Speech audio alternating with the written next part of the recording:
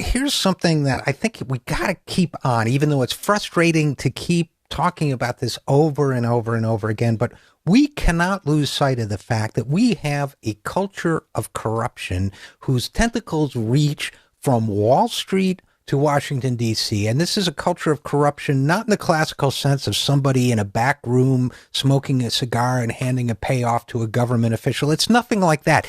It's right out in the open. It's considered standard practice. It's considered acceptable. It's reported in the New York Times. It's reported in the Washington Post. It's reported in Politico, and everybody shrugs their shoulders and looks the other way when it happens. Let me give you a couple of examples of the corruption that I am talking about. Number one, here's a headline from the New York Times Dealbook blog. Federal prosecutor who fought Wall Street is joining Paul Weiss law firm. And we learn that Richard Tarlow, federal prosecutor who racked up 6 insider trading convictions, is joining Paul Weiss, Rifkin, Wharton, and Garrison. That's Paul Weiss, Rifkin, Wharton, and Garrison. He's a counsel in his litigation department. Now, this law firm will have many white shoe clients, many Wall Street clients. In fact, the article says many of the firm's Wall Street clients, including the hedge fund SAC Capital, were targets of federal investigations. Now, Richard Tarlow himself graduated from Harvard Law School and then went to work at Goldman Sachs before joining the government. Now, here's the problem. I'm not saying that Richard Tarlow is a corrupt individual. I'm saying he reflects a corrupt system. How well is someone going to really pursue Wall Street? How effectively, if they know that those same Wall Street banks and financial institutions are their once and future customers? Now, Tarlow, from all indications, did a pretty good job, but let's talk about this for a second. He went after insider trading, and he got SAC Capital, which was one of the biggest hedge funds. That's what SAC Capital is. You know what SAC Capital isn't? It isn't one of the 5 too big to fail banks in this country. It isn't Citigroup, the bank which is so deeply embedded with the Obama and Clinton administrations. It is not some of the other banks that are now treating the Republican Party on Capitol Hill as a wholly owned subsidiary. It is not any of those things. What SAC Capital is a firm that did wrongdoing.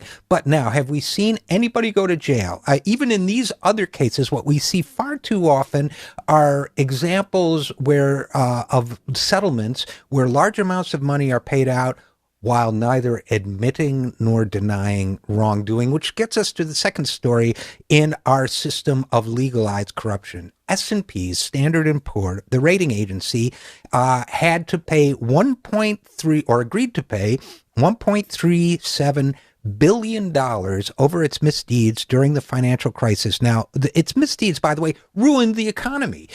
Standard & Poor's lied. It traded good ratings for lousy risks in the financial world, for deals that were, in effect, what it did. Let me put it this way.